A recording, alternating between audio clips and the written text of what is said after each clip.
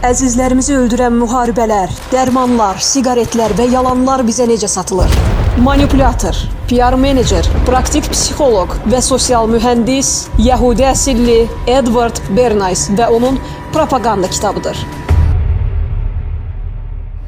Bu şəxsə Hitler Almaniyasının Goebbelsi belə həsəd aparmışdır. Edward Bernays dünyaca məşhur qohumu Sigmund Freud'in psixologiyasını pul və şöhrət xatirinə tətbiq eləməkdən qorxmayan bir cani idi. 1916-cı ildə ABŞ prezidenti Woodrow Wilson seçkilərdə Amerika xalqına ölkəni müharibəyə sürükləməyəcəyinə dair rəsmi vəd versə də, hakimiyyətə gələn kimi bu öhdəliyi pozaraq ABŞ-ı 1-ci Dünya müharibəsinə daxil etdi. Eynən Donald Trump kimi.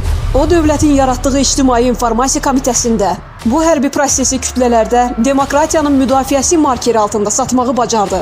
Bu manipulyasiya siyasi elitalara və arxa plandakı sifarişçilərə real hakimiyyət və iqtisadiyyat üzərində tam nəzarət qazandırdı. Onlar baş verənlərdən maksimal qazanc əldə etdilər. İnformasiya təsirinə məruz qalan Amerika xalqı isə reallığı dəyərləndirə bilməyərək könüllü şəkildə cəbhəyə yollandı. Şəxsi avtonomiyasını itirdi və nəticədə 1-ci Dünya müharibəsində 116 minə yaxın Amerikalı həyatını itirərək bu prosesdən məğlub çıxdı. Edward Bernays'ın insanlığa qarşı törətdiyi ikinci cinayəti tütün reklamı idi. Bugün bir çoxlarının tütün asılılığı məhz Bernays'ın qoyub getdiyi propaganda kitabıdır. Tütün reklamı kampaniyalarında Bernays hədəf kütləsini cinsiyyət parametrlərinə görə iki layihəyə böldü. 1929-cu ildə Amerika Tütün Kampaniyası şirkətinin Lucky Strike siqaretlərini azadlıq məşəlləri termini ilə qadın hüquqlarının genişləndirilməsi kimi təqdim etdi. Daha sonra isə Philip Morris şirkəti ilə əslində qadın markası olan Marlboro üçün müstəqillik və risklərə hazır kişi tipajı olan kovboy arxetipini yaratdı. Bu strategiya sayəsində tütün korporasiyaları və reklam müəllifləri böyük maliyyə və sərvət qazandılar. Lakin Marlboro Man kampaniyasının real aktyoru və modeli Wayne McLaren bu illüziyanın birbaşa qurbanı oldu. Reklamda təbliğ edilən həyat tərzinə deyil, reallığa məruz qalaraq 1992-ci ildə 51 yaşında ağciyər xərçəngindən əzab içində həyatını itirdi. Dərmanlar, kimyəvi preparatlar və badların satışı zamanı Bernays cəmiyyətin tənqidi təfəkkürünü bloklamaq üçün avtoritet faktoru, yəni taktikasından istifadə etdi. O, reklam kadrlarına ağ xalatlı, sədalı və saqqallı həkim modellərini gətirərək kütləni kimyəvi məhsul bərabərdir sağlamlıq və qayğı psixoloji koduna inandırmağı bacardı.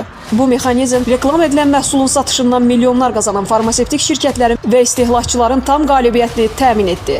Aldanılmış və manipulyasiya edilmiş istifadəçilər isə doğru qərar vermək azadlıqlarını və maliyyə resurslarını itirdilər. Nəticədə xroniki xəstəliklər və sağlamlıq itkisi ilə üzləşərək böyük məğlubiyyətə uğradılar. Bütün bu reklam, müharibə, istehlakçı yalanlarına qarşı intellektual müqaviməti özünə qaytarmaq istəyirsənsə, emosiyalarını müşahidə etməlisən. Əgər bir süjet və reklam səndə qəzəb, nifrət, qürur və ya qorxu yaradırsa, demək ki, Edward Bernays'ın propaganda manipulyasiyaları baş tutub.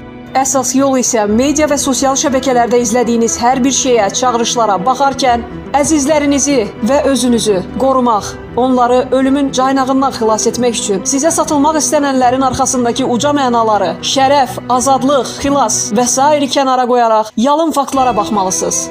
Müharibələr zamanı kim öləcək, kim pul qazanacaq, resurslar hara axacaq deyə özünüzə sual verməlisiniz. Və heç zaman mən aldanmıram demə. Ən böyük tələ ağıllı olduğunu və propagandaya düşməyəcəyini düşünməkdir. Bernays'ın sosial mühəndisliyi isə ən çox elə özünü kütlədən üstün hesab edən intellektualları manipulyasiya etmək üçün işləyir.